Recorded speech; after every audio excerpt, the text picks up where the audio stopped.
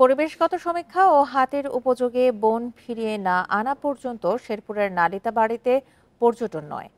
সেখান থেকে সরানো হবে সব ইউক্যালিপটাস ও আকাশমণি গাছ।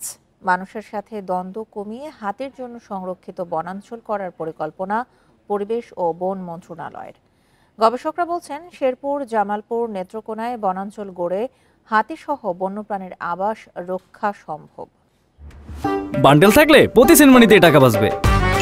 বিকাশ সেনমানি বান্ডেল কিনে জিতুন প্রতি লেনদেনে।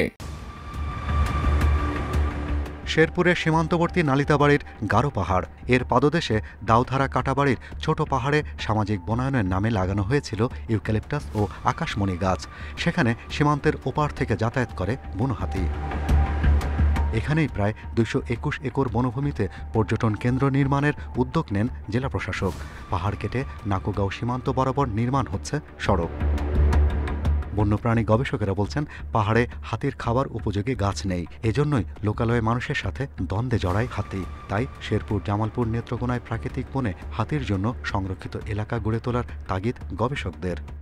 পুরো এলাকাটাকে একটা রিজার্ভ ডিক্লেয়ার করা, এখানে অল অ্যাক্টিভিটিস, ডেভেলপমেন্টের অ্যাক্টিভিটিস বন্ধ রাখা, এবং যখন বন্যপ্রাণীরা নিজেরা ঠিক করবে যে কোন জায়গাটা তাদের বেশি পছন্দ, তখন সেই জায়গাটাকে যদি অভয়ারণ্য ডিক্লেয়ার করা হয়, তাহলে সরকারের জন্য সেটা ভালো হবে, জনগণের জন্য ভালো হবে, পরিবেশের জন্য তো ভালো হবে।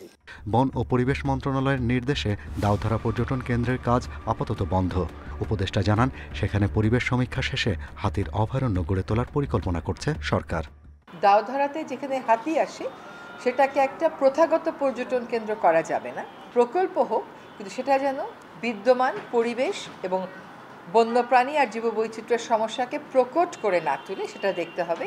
হাতি খুব বেশি জায়গা নেয় না, গোটা বাংলাদেশে সব জায়গাতেই মানুষ থাকে, কিছু কিছু জায়গা হাতির জন্য আমাদেরকে ছেড়ে দিতে হবে।